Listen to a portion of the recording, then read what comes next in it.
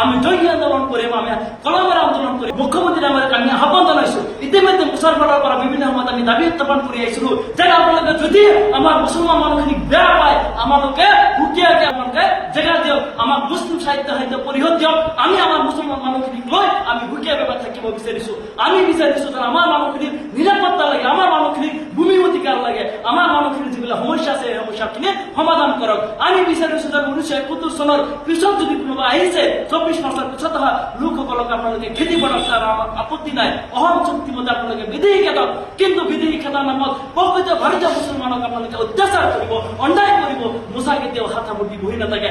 আমি জঙ্গি আন্দোলন কৰিম, আমি কলমেৰ আন্দোলন কৰিম, আমি ৰাজপথৰ আন্দোলন কৰিম, আমি ৰাজভৱন ঘেৰাও কৰিম। দৰকাৰ হলে প্ৰয়োজন দিল্লীলৈকে পুনৰবাৰ আমি দিল্লীত আন্দোলন কৰিম। কিন্তু মুছলমানৰ নামত বিভিন্ন সময়ত যি আপোনালোকে অত্যাচাৰ কৰিছে, মুছলমানসকলক নিৰাপত্তা নিদিলে আমাৰ এই আন্দোলন কিন্তু বিগত দিনত চলিয়ে থাকিব।